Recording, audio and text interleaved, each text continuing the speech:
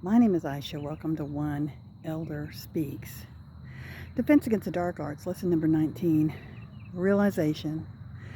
The whole point of realizing that we are love and nothing else, the whole point of having a vision of a future where we can live in harmony with other people, with the planet, the whole point of holding on to your faith as you step out on a path that you have no roadmap for.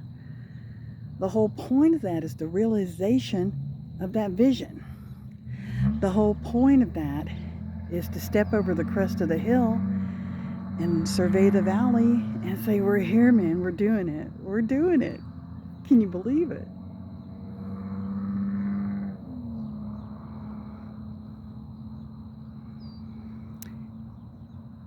And I think a lot of things, honestly. I think it's doable. I think there's no reason that we should ever doubt it for a second. This is our birthright. This is who we are. He agrees.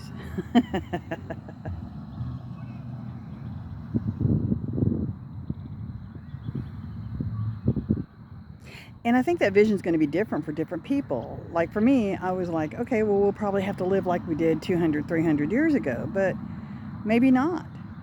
We've made amazing strides in technology, in sound frequency, light frequency, 369, physics, magnetism, perpetual motion machines. We know things now that we did not know before, and we can certainly start playing with those things. But we kind of got to get out from underneath the chokehold of our current oppressors. And I don't think they're going to make that easy for us. So we'll just have to have faith in God and in ourselves and in each other. I don't think that we have to set up a whole lot of systems like they do and rules like they do, and we don't need lawyers and nonsense, because honestly what happens is it just becomes a tangled mess of letters of the law that forget all about the spirit of the law, the whole reason the law was there to begin with. So it boils down to the simplest of questions. Does it serve love? Yes or no? Does it serve life? Yes or no? And if you answer no to any of that, then we got to scrap it. We got to begin over.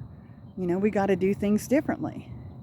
And if it serves this part of life but kind of tears up that part of life, that's also a no. We have to have things in place that are not going to be a problem for us or our generations that are coming after us. So we have to think about us as a whole.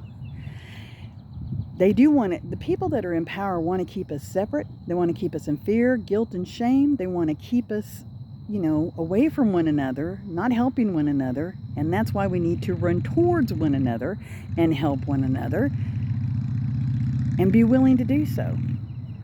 Because I'm not alone in this. Y'all are here with me. You're not alone in this. I'm here with you.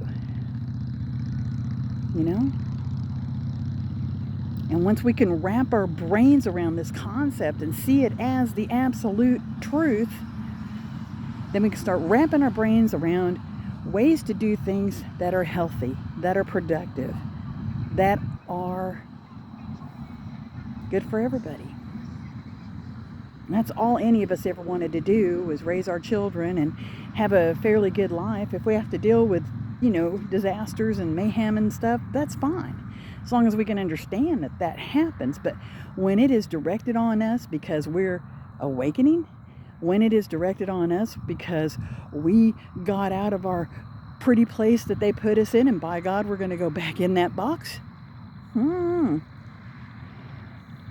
reason all of these technological insights are coming to us, the reason that all these personal insights are coming to us, because we are beginning to see beyond the bullshit. Okay? This is all about coming to the truth. All of it. And the truth has always existed here within your heart. So you just got to explore this place here. You find the truth, You begin to have compassion because you begin to understand these people that put us in these awful places. Do you think they're happy? No, they count their money, but I wouldn't say that spiritually that they have any kind of grasp on happiness or wisdom or any of that. They don't.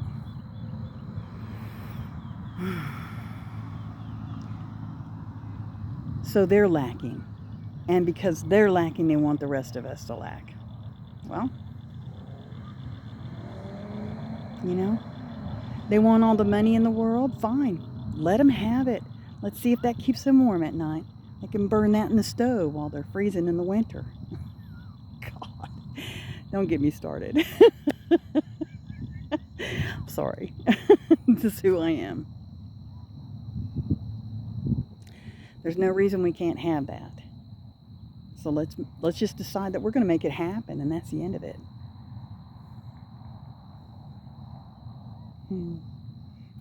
Love and life.